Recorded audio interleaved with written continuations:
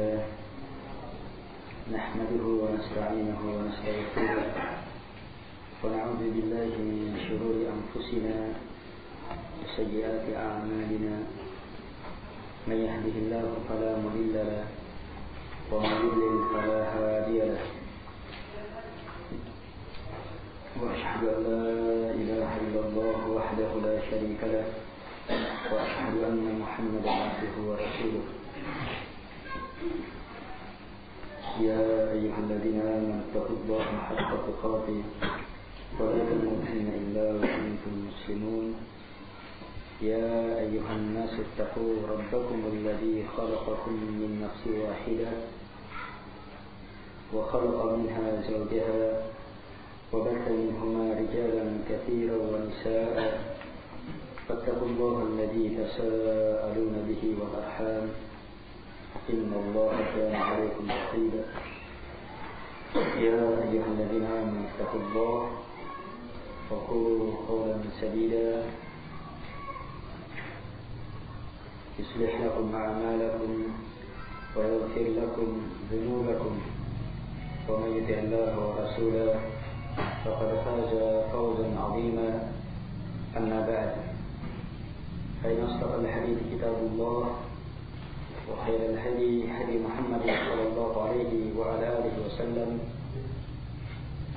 وشر الأمور محدثاتها وكل محدثة بدعة وكل بدعة ضلالة وكل ضلالة في النار.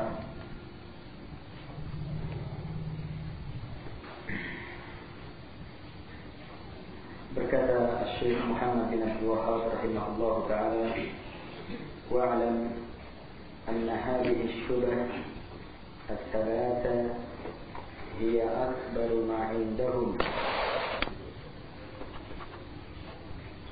fa idza 'arafta anna Allah waddahaha lana fi kitabihi wa fahimtaha fahman jayyidan fama ba'daha aisar minha. Setelah beliau menyebutkan 3 dari syubhat orang-orang musyrik, kemudian menjelaskannya dari keterangan yang terdapat dari Al-Quran, maka beliau menegaskan, ketahuilah bahwa 3 syubhat ini, 3 keraguan ini adalah keraguan yang terbesar yang ada pada mereka. Maka jika engkau telah mengetahui bahwa Allah Subhanahu wa ta'ala telah menjelaskan kepada kita dalam Al-Quran 3 perkara ini, dan kamu pun telah memahaminya dengan paham yang benar, maka syubhat selanjutnya akan lebih mudah untuk dirontokkan, lebih ringan.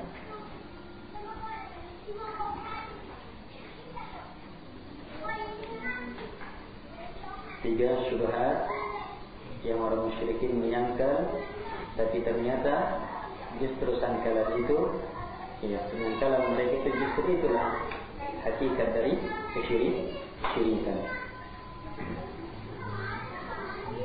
Baik. Selanjutnya beliau lanjutkan,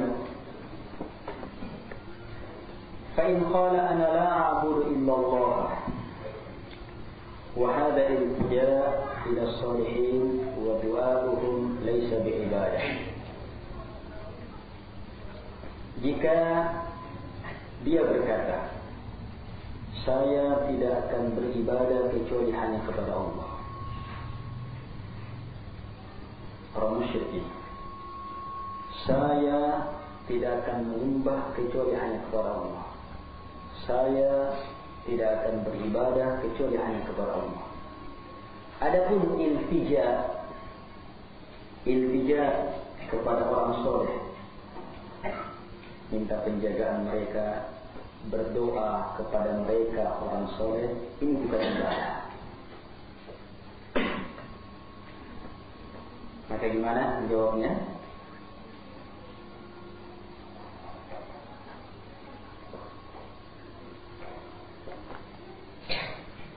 Perhatikan, ucapan yang pertama, saya tidak akan menyembah kecuali hanya kepada Allah.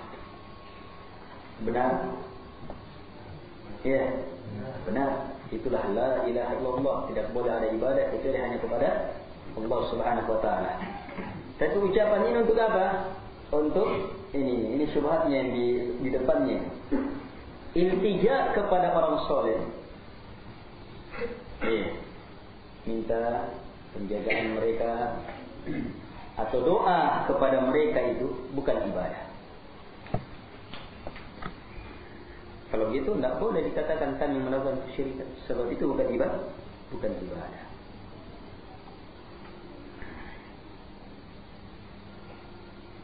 Baik, fakullah, maka jawab dia dengan jawaban anta tuqirru anna Allah farada 'alaika ikhlas al-ibadah lillah wa huwa haqquhu 'alaik. Fa idza qala na'am fakullah bayyin li hadha alladhi farada 'alaik wa huwa ikhlas al-ibadati lillah wahdahu وهو حقه عليك فإن كان لا يعرف العبادة ولا أنواعها فبين له بقوله قال الله تعالى ادعوا ربكم تضرعا وخفيا إنه لا يحب المعتدين فإذا أعلمته بهذا فقل له هل علمت هذا عبادة لله فلا بد أن يقول نعم والدعاء مخ العبادة فقل له إذا أقررت أنها عبادة ودعوت الله ليلا ونهارا خوفا وطمعا ثم دعوت في تلك الحاجة نبيا أو غيره هل أشركت في عبادة الله غيره فلا بد أن يقول نعم فقل له إذا علمت بقول الله تعالى فصل لربك وانحر وأطعت الله ونحرت له هل هذا عبادة فلا بد أن يقول نعم فقل له إذا نحرت لمخلوق النبي أو جني أو غيرهما هل أشركت في هذه العبادة غير الله فلا بد أن يقر ويقول نعم.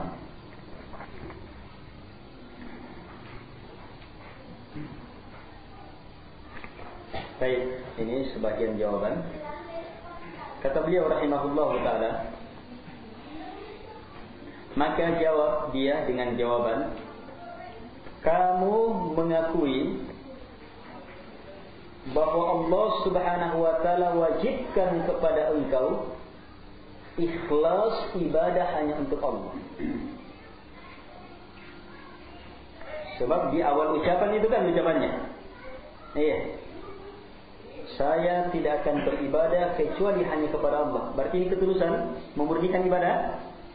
Iya, saya tidak akan beribadah kecuali hanya kepada Allah. Sekarang Syekh kembalikan. Kamu mengakui bahwa Allah telah wajibkan kepada engkau ikhlas memurnikan ibadah hanya untuk Allah. Yang mana ini adalah haknya Allah yang menjadi kewajiban engkau. Maka dia pasti akan menjawab iya. Sekarang tanya, jelaskan kepadaku apa yang Allah wajibkan kepada engkau itu, yaitu ikhlas ibadah kepada Allah semata. Apa itu ikhlas? Memurnikan ibadah hanya kepada Allah, yang mana dia adalah haknya Allah kepada engkau. Jelaskan. Memurnikan ibadah. Kata Syekh, jika dia tidak tahu ibadah dan jenis-jenisnya. Kenapa ini yang beliau sebutkan? Sebab menjawab jawaban di atas harus kembali kepada pembahasan ini, mengenal ibadah dan jenis-jenis ibadah. Sebab kalau mengatakan saya memurnikan ibadah hanya kepada Allah, tidak boleh kepada selain Allah, maka itu artinya apa? Dia harus mengenal ibadah yang dia memurnikan itu, yang tidak boleh kepada selain Allah. Dia harus kenal ini. Kata Syekh, kalau dia tidak tahu, maka kamu jelaskan kepadanya dengan perkataan engkau, jawab dengan firman Allah Subhanahu wa taala. Beliau langsung menyebutkan ibadah yang menjadi titik permasalahan, yaitu doa. Dalam surah Al-A'raf ayat 55, Allah Subhanahu wa taala berfirman, "Ud'u rabbakum." Berdoalah kalian kepada Tuhan kalian. Tadarru'an wa khufiyah, dalam keadaan merendah dan khufiyah. Tidak teriak-teriak, tetapi dengan suara yang beradab. Innahu la yuhibbul mu'tadin. Sungguh Allah tidak mencintai orang-orang yang melampaui batas. Jika kamu telah jelaskan ayat ini, kamu jelaskan ayat ini bahwa di sini Allah perintahkan beribadah doa. Allah perintahkan berdoa kepada Allah. Berarti doa ibadah. Langsung dituntut lagi cara doanya. Ya doa itu tadarruan, meminta kepada Allah. Iya. Nanti teranggap berdoa kalau ada tadarruan, merendah di hadapan Dia yang kita meminta padanya. Dalam keadaan beradab dalam menyampaikan doa. Jika kamu telah ajarkan bahwa ini, sekarang kamu tanya dia, apakah kamu telah tahu bahwa ini adalah ibadah? Bahwa perintah pada ayat ini adalah ibadah, perintah berdoa pada ayat ini adalah ibadah, maka dia akan menjawab iya. Dan doa adalah mukhul ibadah. Doa itu adalah inti dari ibadah. Ada hadis lafaznya seperti ini, mukhul atau otak dari ibadah, tetapi lafaz ini lemah. Dan lafaz yang sahih, ad-du'a'u huwal ibadah. Doa itu adalah ibadah. Ad-du'a huwal ibadah. Doa itu adalah ibadah.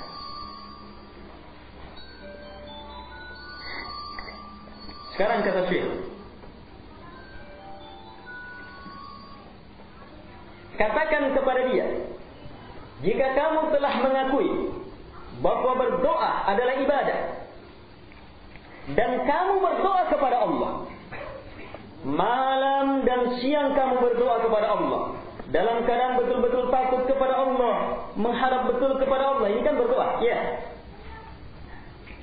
Kamu berdoa kepada Allah malam siang, takut kepadanya, betul-betul mengharap kepadanya. Kemudian kamu berdoa pada hajat itu. Kamu minta kepada Allah malam siang, takut mengharap kepada Allah. Kemudian kamu berdoa. Lakukan perbuatan itu kepada Nabi atau kepada selain Nabi. Maka apakah kamu telah melakukan kesyirikan dalam ibadah kepada Allah atau tidak? Kata Syekh, pasti dia akan menjawab, iya syirik. Lihat caranya Syekh jawab, mengarahkan. Padahal sebenarnya dari awal sudah jelas. Dari awal kan sudah jelas. Dia sudah akui bahwa doa ibadah. Kalau doa ibadah, berarti kapan berdoa kepada selain Allah, berarti beribadah kepadanya. Tapi Syekh lanjutkan dalam bentuk langsung mencontohkan keadaannya yang dia lakukan. Kamu sudah akui bahwa doa adalah ibadah, dan kamu praktekkan sudah bagaimana berdoa kepada Allah siang dan malam, mengharap dan mohon kepadanya. Kemudian kamu tahu betul bahwa perkara itu kamu lakukan juga kepada Nabi, kepada orang-orang soleh yang kamu anggap bukan itu ibadah. Kamu anggap itu iltija, itu doa, bukan ibadah. Sekarang kita langsung contohkan. Sekarang kamu sama melakukannya.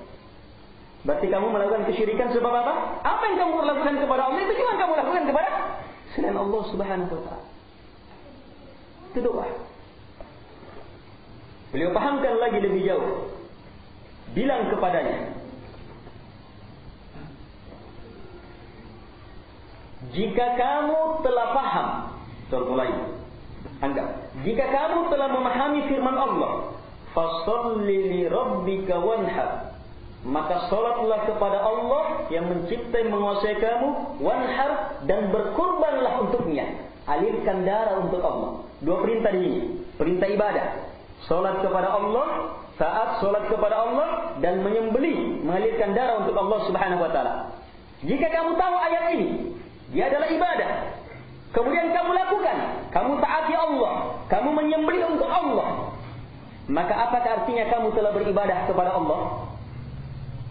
Ya, kamu lakukan ini. Allah berfirman, "Salat kepada Rabb engkau dan lakukan sembelihan." Sekarang kamu lakukan. Ketika kamu melakukan, kamu taati Allah, kamu salat, kamu menyembelih untuk Allah. Apakah kamu beribadah kepada Allah?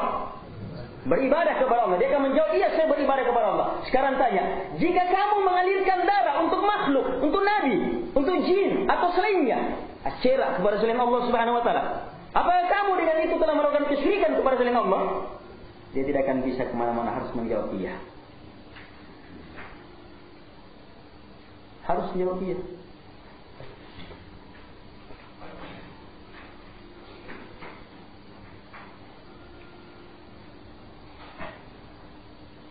Jadi beliau mengantar kita untuk memahami ibadah. Ya, dengan cara apa? Langsung menyebutkan ayat.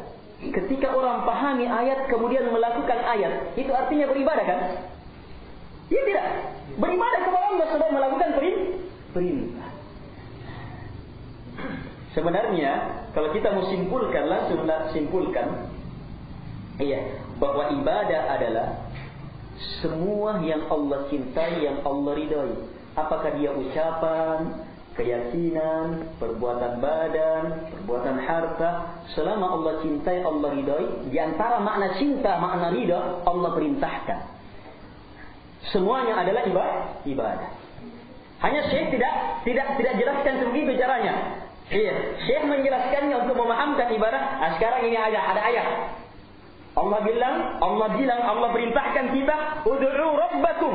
Berdoa kepada Tuhan kalian dalam keadaan betul-betul mengharap kepadanya, takut merendah kepadanya. Sekarang kamu lakukan itu ayat. Apakah kamu beribadah? Beribadah. Ketika kamu berdoa kepada selain Allah, berarti kamu beribadah kepada selain Allah.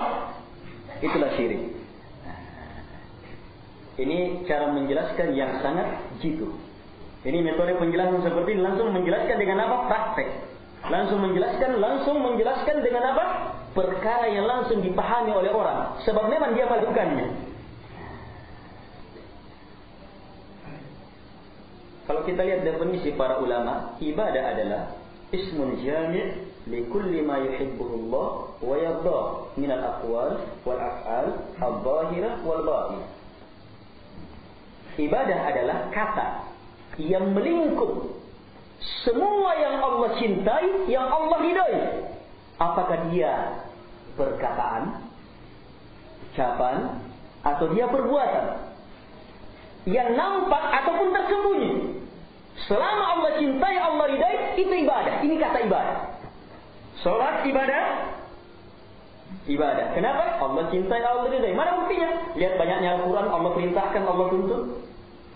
Berpuasa ibadah. Sebab Allah cintai, Allah ridhai. Mana dalil? Lihat Al-Quran, lihat hadis-hadis Nabi sallallahu alaihi wasallam. Bagaimana dituntunkan, bagaimana didorong. Bersedekah ibadah, menyembelih ibadah, haji ibadah, berbagai ibadah yang nampak maupun tersembunyi, dilakukan oleh mulut atau perbuatan atau hati, selama Allah cintai, Allah ridhai, itu adalah ibadah.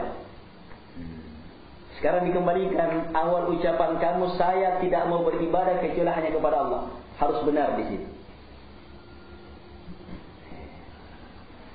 Kalimat saya tidak akan beribadah kecuali hanya kepada Allah. Ini adalah makna la ilaha illallah. Tidak ada ilah yang berhak disembah kecuali hanyalah Allah. Tidak ada yang pantas serahkan, diarahkan padanya ibadah kecuali hanyalah Allah Subhanahu wa ta'ala. Baik, kemudian beliau tambah lagi jawabannya. Wa qul lahu aidan al-musyrikun alladziina nazala fihimul Qur'an hal kanu ya'buduna al-malaa'ikah was-salihin wal-lata wa ghayra dhalik fala budda an yaqula na'am faqul la hal kanat ibadatuhum iyyahum illa fi ad-du'a wad-dhabh wal-iltijaa wa nahwi dhalik wa illa fahum muqirruna annahum 'abidu tahta qahri wa anna Allah huwa alladhi yudabbiru al-amr walakin da'awhum waltaja'u ilayhim الجاه والشفاعة وهذا ظاهر جدا. Ini jawaban terakhir yang menutup syubhat ini. Kemudian bilang juga kepada dia, orang-orang musyrik yang Al-Quran turun menjelaskan tentang kesyirikan mereka. Mereka ini, apakah mereka menyembah para malaikat, orang-orang soleh, Lat dan yang lainnya. Sudah jelaskan sebelumnya, orang musyrikin sudah akui bahwa benar orang musyrikin menyembah juga malaikat, orang soleh, para nabi, dan diantaranya Lata. Lata sembahnya orang musyrik, ini orang baik pada zamannya. Di antara makna Lat, Al-Lat artinya Latta yalutu, yang membuat adonan roti.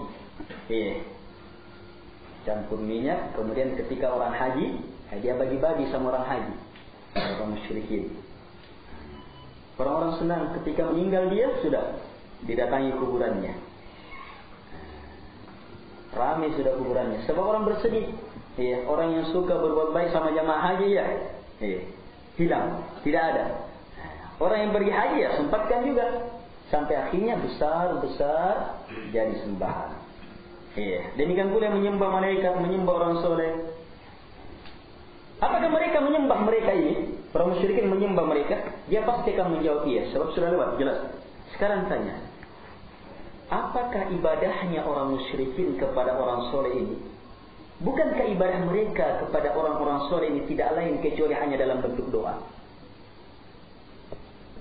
dalam bentuk sembelihan untuk mereka, dalam bentuk iltija, kembali memohon ketika susah, langsung cepat-cepat ke kuburannya. Ini iltija namanya. Ketika perlu mau pergi jauh supaya bisa selamat, pergi ke sana dulu supaya macam-macam lah. Ini iltija dan yang semisal. Bukan ini ibadahnya mereka. Sebab apa? Mereka itu orang musyrikin mengetahui bahwa orang-orang soleh, para malaikat dan semisal itu adalah hambanya Allah, di bawah pengaturan Allah, Allah yang mengatur segala urusan. Mereka tahu semua ini. Terus kenapa mereka dianggap menyembah selain Allah? Karena mereka berdoa kepada orang soleh. Karena mereka iltija, mengharapkan penjagaan, perlindungan mereka sehubungan dengan apa? Kedudukan dan syafaat mereka di sisi Allah Subhanahu wa taala. Jelas ini? Dan ini sangat nampak. Kalimat jah dan syafaat ini sehubungan dengan apa? Pembahasannya lah. Dan ingat, ini inti pembahasannya. Ini termasuk inti pembahasan. Banyak orang musyrikin terjerumus ke dalam kesyirikan. Karena alasan ini. Mereka orang-orang soleh, mereka punya kedudukan di sisi Allah Subhanahu wa taala. Kita ini orang berdosa. Makanya kita maksudkan mereka dalam rangka Allah memberi syafaatnya mereka. Maksudkan mereka. Ini masalahnya di situ. Kita katakan di situlah kesyirikan. Orang musyrik mengatakan haula'i syufa'auna indallah. Mereka itu adalah pemberi syafaat kami di sisi Allah Subhanahu wa taala. Justru itulah kesyirikan. Jamaah yang dimuliakan oleh Allah Subhanahu wa taala.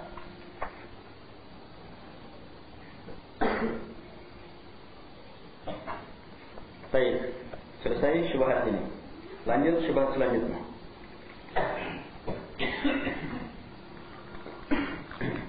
Fa in qala atunkiru syafa'at Rasulullah sallallahu alaihi wasallam wa tabra'u minha.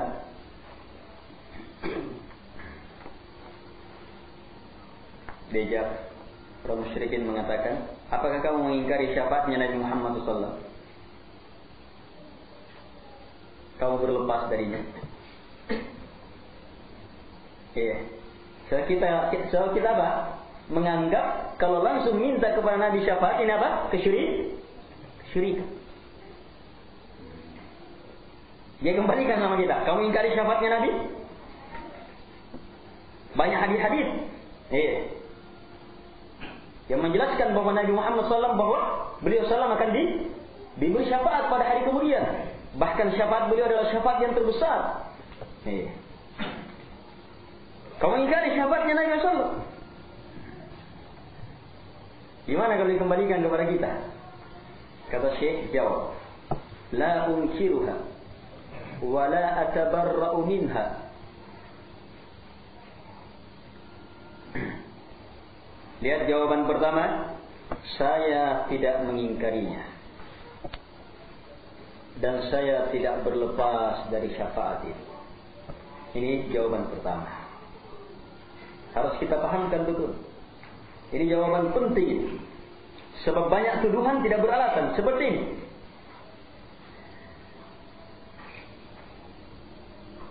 Banyak tuduhan mengarah ke sini. Ketika orang larang datang ke kuburan orang soleh, melakukan ini, langsung tuduh apa? Ini kurang ajar sama orang soleh ini. Ini tidak cinta sama orang soleh ini. Ini diantaranya, ini mengingkari syafaatnya Nabi Muhammad SAW ini. Tuduhan. Jawaban yang pertama, ingkari. Iya. Jadi kita katakan, saya tidak mengingkari syafaat Rasulullah SAW. Saya tidak berlepas dari syafaat Rasulullah SAW. Bal huwa sallallahu alaihi wa alihi wasallam asy-syafi' wal musyaffa' wa arju syafa'atah. Bahkan yang saya yakini bahwa Muhammad sallallahu alaihi wasallam adalah pemberi syafaat dan akan diberi syafaat, dan saya harapkan syafaatnya. Saya harapkan nanti syafaat. Tetapi ingat, ini dia jawabannya. Walakinna syafa'ata kullaha lillah. Tapi ingat, syafaat itu seluruhnya hanyalah milik Allah Subhanahu wa ta'ala. Kita jawab dulu, baca dulu semuanya supaya jelas. Kama qala Allah ta'ala, qul lillahi syafa'atu jami'a. Iya, sebagaimana firman Allah Subhanahu wa ta'ala, katakanlah hanya milik Allah syafaat itu seluruhnya. Wala takunu illa min ba'di idznillah. Kemudian kita nyatakan pula bahwa syafaat itu tidak akan terjadi kecuali hanya dengan izin Allah. Sebagaimana firman Allah Subhanahu wa ta'ala, man dzalladzi yashfa'u 'indahu illa bi idzni. Siapakah yang berani memberi syafaat di sisi Allah kecuali hanya dengan izinnya? Tidak ada yang bisa memberi syafaat kecuali hanya dengan izin Allah Subhanahu wa ta'ala, dengan izin pemiliknya. Wala yashfa'u fi ahadin illa min ba'di an ya'dzana Allah fi. Ditambah lagi keyakinan kita, tidak ada seorang pun yang bisa memberi syafaat kepada siapapun juga kecuali setelah Allah izinkan pula. 2 kali izin. Jadi kalau kita arahkan kepada Nabi Muhammad, dan Muhammad nanti bisa memberi syafaat kalau pemilik syafaat yang sebenarnya memberi izin. Ditambah lagi, siapa yang akan diberi syafaat oleh Nabi Muhammad SAW nanti bisa terjadi kalau Allah izinkan untuk diberi syafaat. Iya, dalilnya Allah Subhanahu wa taala berfirman, "Wala yashfa'una illa liman irtada." Mereka tidak akan bisa memberi syafaat kecuali hanya kepada mereka yang Allah ridai. Wa huwa la yarda illa tauhid. Sementara Allah tidak akan ridha kecuali hanya kepada ketauhidan. Allah tidak ridha terhadap syirik. Allah berfirman, "Wa may yabtaghi ghairal islami dina falan yuqbala min." Siapa yang mengharapkan selain Islam sebagai din, selain ketauhidan, ketulusan ini sebagai agama, maka tidak akan diterima. Baik, lihat lebih jauh kata beliau, fa in kanat asy-syafa'atu kulluha lillah wa la takunu illa min ba'di idni wa la yashfa'u an-nabiy sallallahu alaihi wasallam wa la ghairuhu fi ahadin hatta ya'dhana Allah fi wa la ya'dhana illa li ahli at-tauhid tabayyana laka anna asy-syafa'ata kullaha lillah fatlubha minhu fa'aqul Allahumma la tuharrimni syafa'ata Allahumma syafi'hu fiyya wa amthala hada. Jika syafaat itu seluruhnya hanya milik Allah dan tidak akan pernah terjadi kecuali setelah Allah izinkan, dan Nabi Muhammad SAW, demikian pula selain Nabi Muhammad SAW, tidak akan bisa memberi syafaat kepada siapapun juga kecuali setelah Allah izinkan, dan Allah tidak akan memberi izin kecuali hanya kepada mereka yang bertauhid, bukannya melakukan kesyirikan.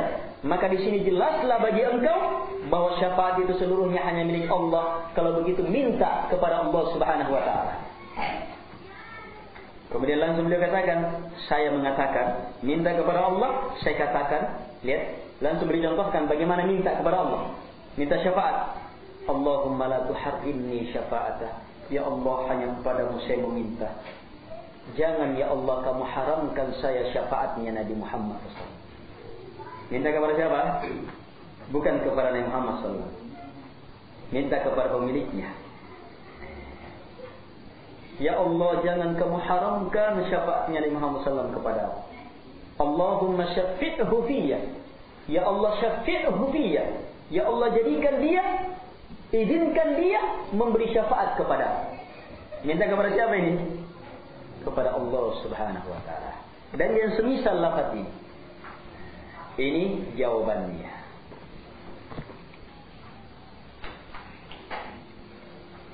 Jelas ini? Baik, kita urai jawaban ini.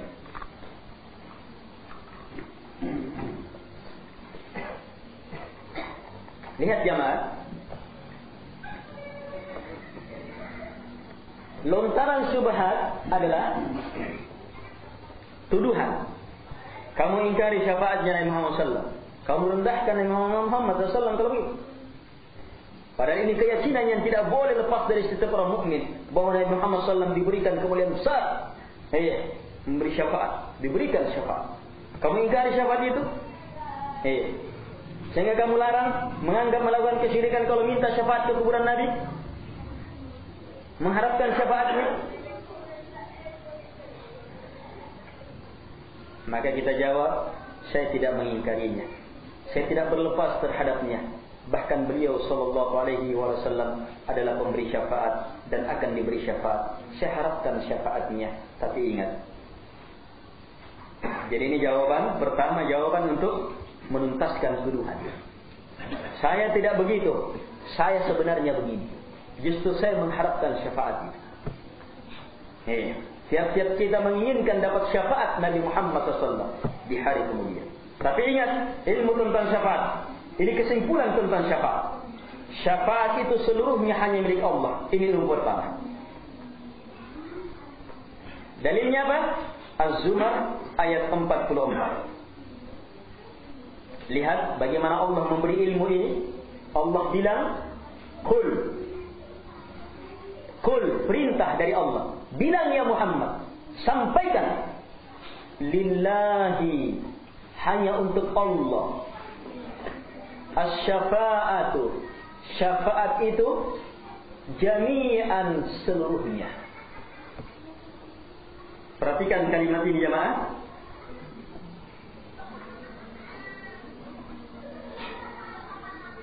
Kata asy-syafa'ah pakai al. Asy-syafa'ah. Al di sini al istighraq al-jinsiyah. Yang maknanya semua syafaat. Wa jaa'a rabbuka wal malaku saffan saffa, dan datanglah Tuhan engkau. Pada hari kemudian Allah datang, wal malaku, malaikat, ini bentuk tunggal. Kata tunggal ini, malaikat kata tunggal. Tapi saffan saffa, bersaf-saf. Masa satu malaikat bersaf-saf? Gimana bisa memahami? Ada orang sesat yang menganggap Al-Quran itu apa ini?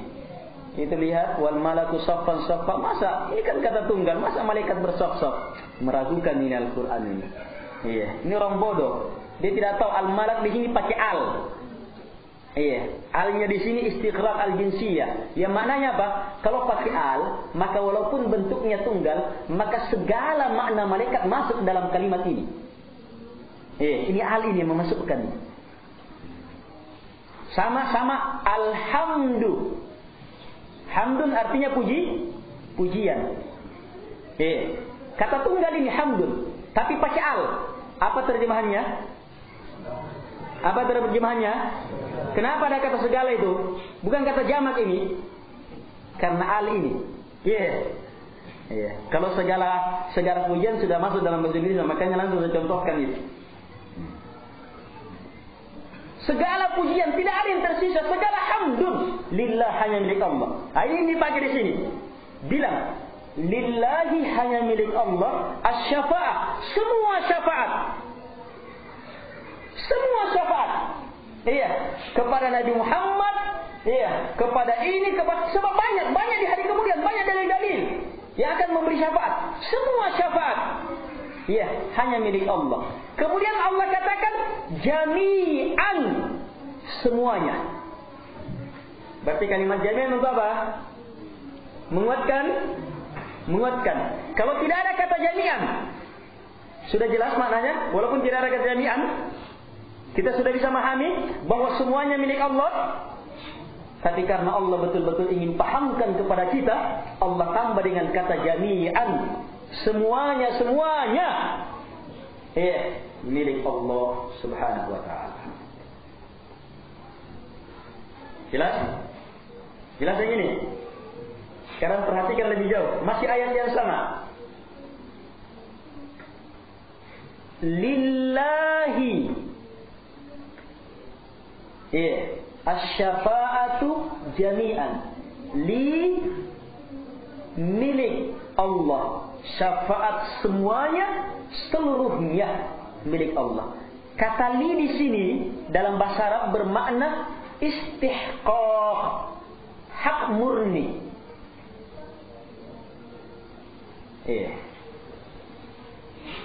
Alhamdulillahi, segala hamdun hanya milik Allah, tidak ada selainnya, hanya Dia saja. Sebab lamnya di sini hak, punyanya Dia saja. Jelas? Kalau begitu apa? Berita ini berita mengkhususkan bahwa syafaat seluruhnya, semuanya adalah milik Allah semata. Bisa dipahami kata semata? Sebab kata li yang bermakna hak Dia semata. Bisa dipahami? Ya. Baik. Dari sini sudah jelas. Kalau begitu, kalau ada orang yang mengambil, kalau ada orang yang memahami bahwa syafaat semuanya milik Allah, kemudian memintanya kepada selain Allah, itu berarti apa? Meminta kepada yang tidak memilih. Syirik. Ini syirik, mengarahkan kepada yang bukan haknya. Ibadah itu haknya Allah. Kapan kepada selain Allah berarti syirik. Makanya namanya kezaliman. Ini kan kezaliman ya. Inna syirka la zulmun azim. Sungguh kesyirikan adalah kezaliman yang terbesar. Haknya Allah diserahkan kepada lainnya. Sekarang Allah jelaskan, semua syafaat adalah haknya Allah, miliknya. Kapan kita serahkan kepada selainnya? Minta kepada Nabi Muhammad, minta ke sini, berarti apa? Melakukan kesyirikan. Jelas? Sekarang perhatikan lebih jauh, masih ayat yang sama. Lillahi asy-syafa'atu jami'an. Kata lillahi dalam bahasa Arab namanya, singkatnya khabar. Asy-syafa'atu mubtada. Dalam bahasa Arab, mubtada dulu baru khabar. Susunan asal itu bahasa Arab. Mubtada dulu baru khabar. Rumah ini milik saya. Rumah ini adalah mubtada. Milik saya adalah khabar. Ini susunan asalnya. Tapi di sini dikedepankan. Milik saya, rumah ini, kata milik saya dikedepankan, khabar dikedepankan. Syafaat itu milik Allah. Iya. Tapi ayat ini bukan begitu lafaznya. Milik Allah syafaat seluruhnya. Bisa dipahami susunannya? Adanya susunan ini melahirkan makna lebih dalam mengkhususkan. Ini melahirkan makna pengkhususan lagi. Kalau sesuatu yang asalnya diakhirkan tapi dikedepankan, maka lahir makna pengkhususan dalam bahasa Arab. Ini diantaranya. Karena itu arti lillahi syafa'ah, hanya milik Allah syafaat seluruhnya. Sekarang dua kali kata hanya sudah. Bisa dipahami dua kali hanya? Yang pertama lam, yang bermakna hakku khusus. Kalau begitu hanya Allah. Yang kedua susunannya. Lillahi dikedepankan supaya lahir makna pengkhususan. Lihat bagaimana Allah kuatkan bahwa betul-betul hanya dan hanya milik Allah itu syafaat. Semuanya dan semuanya. Kenapa Allah betul-betul tidak bermain-main dalam menjelaskan ilmu ini? Sebab apa? Allah Maha tahu jamaah, ketergantungan banyak orang yang melakukan kesyirikan pada syafaat. Banyak orang tentang syafaat. Karena itu dijelaskan betul. Jelas? Jelas tidak? Baik. Masih pada ayat ini. Kul. Awalnya ayat kul. Siapa yang bilang kul ini? Allah yang bilang. Wahyu kepada Nabi kita Muhammad sallallahu alaihi wasallam. Kul, bilang. Lillahi syafa'atu jami'a. Hanya milik Allah, betul-betul hanya milik Allah, semua syafaat seluruhnya. Allah perintahkan, kul, sampaikan. Saya tanya jamaah, ketika Allah perintahkan kul, bilang, lillahi syafa'atu jami'ah kepada Nabi kita Muhammad sallallahu. Nabi kita menyampaikan ayat ini juga dengan kul. Juga dengan kul? Ya jelas ini ayat ini, masa tidak? Allah bilang, sampaikan. Hanya milik Allah syafaat seluruhnya. Kemudian Nabi Muhammad sampaikan kepada kita apa? Juga bilang sampaikan ya kan? Juga bilang kul, sampaikan. Apa maksudnya itu? Satu, agar supaya kita pahami bahwa Al-Quran itu adalah kalamnya Allah subhanahu wa ta'ala. Kalau seandainya ucapannya Nabi Muhammad, maka tidak cocok ada kul. Tidak cocok kalau gitu. Nabi Muhammad tidak bisa bercakap ini. Allah bilang sampaikan, hanya milik Allah syafaat seluruhnya. Harusnya Nabi tinggal bilang syafaat seluruhnya hanya milik Allah. Tidak diulang lagi, sampaikan. Tapi karena Nabi Muhammad hanya penyampai, beliau pun Rasulullah menyampaikan apa yang beliau dapat melalui wahyu. Allah bilang kul, Nabi juga bilang kul. Kul huwallahu ahad. Nabi juga bilang kul huwallahu ahad. Padahal ini di antara sebabnya disebutkan oleh para ulama, ada orang musyrikin bertanya, sifatkan kepada kami Tuhanmu. Turun ayat, Nabi tidak langsung jelaskan Allah itu ahad. Tapi Nabi bilang juga kul huwallahu ahad, supaya dipahami bahwa jawaban ini datang dari Allah subhanahu wa ta'ala. Sekarang inti pembahasan kita, kul perintah. Diperintahkan Nabi kita untuk sampaikan. Nabi diperintah untuk menyampaikan ini. Kalau seandainya tidak ada kul, tidak ada kata perintah ini. Tidak ada kata perintah. Allah tidak bilang sampaikan.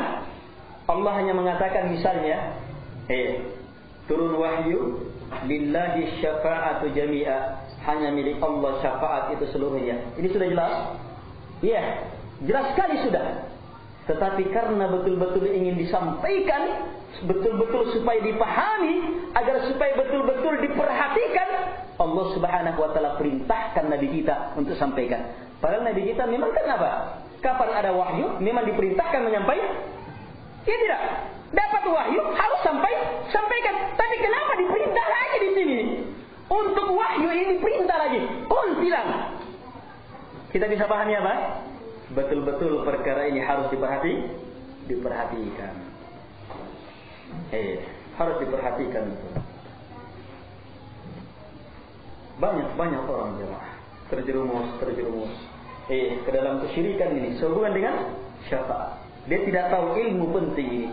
Syafaat seluruhnya hanya milik Allah subhanahu wa ta'ala. Meminta kepada yang tidak memilikinya berarti menganggap ada pemilik selain Allah subhanahu wa ta'ala syirik. Mengarahkan kepadanya adalah kesyirikan. Baik, kemudian ilmu kedua tentang syafaat. Jadi setelah beliau ingkari, jawabannya mengingkari, dijelaskan keyakinan saya adalah ini. Syafaat seluruhnya milik Allah. Ditambah lagi, wala takunu illa min ba'di idni. Menjelaskan dua syarat syafaat. syafaat tidak akan terjadi di hari kemudian kecuali setelah Allah izinkan. Sekarang Nabi Muhammad SAW ada dalilnya memberi syafaat? Ada dalilnya memberi syafaat? Ada dalilnya. Allah jelaskan, Nabi kita tidak akan bisa memberi syafaat kecuali setelah Allah izinkan memberi syafaat. Ini ilmu pertama. Sebab Nabi kita ingin dimuliakan oleh Allah, bukan Nabi kita pemiliknya. Pemilik seluruhnya hanya Allah Subhanahu wa taala. Hanya Allah di hari kemudian mau mengampuni melalui Nabi kita. Nabi kita tidak bisa kecuali harus dapat izin dulu dari pemiliknya, Allah Subhanahu wa taala. Dalilnya, man dzalladzi yashfa'u 'indahu illa bi'idznih. Tidak ada yang bisa memberi syafaat di sisi Allah kecuali hanya dengan izinnya. Karena itu dalam hadis tentang syafaat, dalam hadis Bukhari, Muslim, dalam banyak hadis itu dijelaskan Nabi di hari kemudian, di hari kemudian orang-orang datang kepada Nabi Adam di padang mahsyar ini. Di padang mahsyar. Orang terik matahari sampai ada yang keringatnya membuat dia hampir tenggelam. Datang kepada Nabi Adam AS, minta kepada Allah agar supaya disegerakan hisab. Nabi Adam menyebutkan kesalahannya dan mengatakan, diriku. Saya ini gimana? Kemudian Nabi Adam suruh kepada Nabi Nuh AS, kemudian selanjutnya kepada Nabi Ibrahim AS, kemudian selanjutnya kepada Nabi Musa AS, kemudian kepada Nabi Isa AS. Semuanya berudur, tidak mau. Kemudian kelompok manusia ini disuruh kepada Nabi kita Muhammad SAW. Sesampainya kepada Nabi Muhammad SAW, kata Nabi kita Muhammad SAW, Analaha, sayalah pemiliknya. Nabi bilang, sayalah pemiliknya. Memang yang diberi izin nanti beliau SAW. Apa yang Nabi lakukan? Apakah langsung memberi syafaat? Oh, tidak berani. Yang Nabi lakukan, lihat lanjutan hadisnya. Nabi sujud di hadapan Allah Subhanahu wa taala. Melakukan ibadah dulu. Itu pun ibadahnya, ibadah sujudnya ini, pujiannya kepada Allah, pujian, yang disebutkan dalam sebuah hadis, pujiannya hanya Nabi nanti betul-betul mengerti pada hari itu. Di dunia Nabi belum mengerti. Allah nanti memberi ilmu hebat dalam memuji Allah ini pada saat itu. Sebab pujian inilah yang mampu menembus kekuatannya supaya diberi izin. Nanti Nabi diberi ilmu di situ. Nabi sujud memuji Allah dengan pujian yang merupakan ilmu hebat dari Allah Subhanahu wa taala. Baru setelah itu Allah katakan, angkat kepalamu. Minta, kamu akan diberi. Minta syafaat, kamu akan diberi syafaat. Baru diberi izin. Ini syarat yang pertama. Jadi sebenarnya di hari kemudian Allah kalau Allah mau langsung tanpa Nabi Muhammad SAW, boleh jadi kan, bisa kan? Tetapi di sini apa? Allah ingin menampakkan di hadapan seluruhnya kehebatan dan kedudukan Nabi Muhammad sallallahu alaihi wasallam. Inilah yang dikenal dengan syafaat besar milik Nabi Muhammad SAW.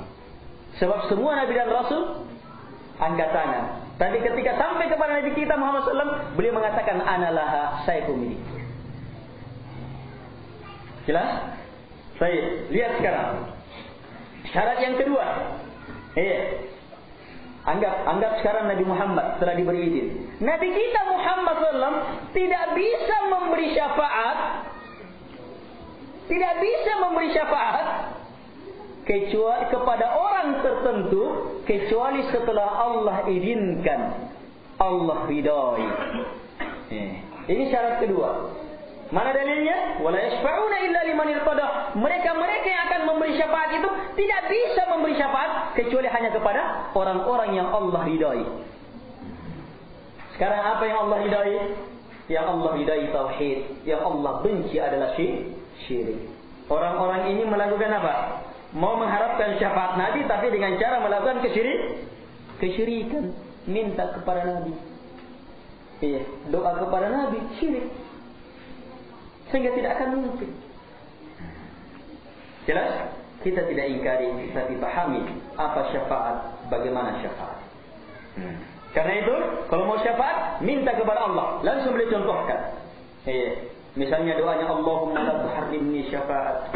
Ya Allah, hanya kepadamu saya meminta, tidak kepada selain Engkau. Jangan kamu haramkan untukku ya Allah syafaat Nabi Muhammad SAW. Demikian yang semisal ini. Jelas ya? Baik, 2 syubhat dalam pertemuan ini.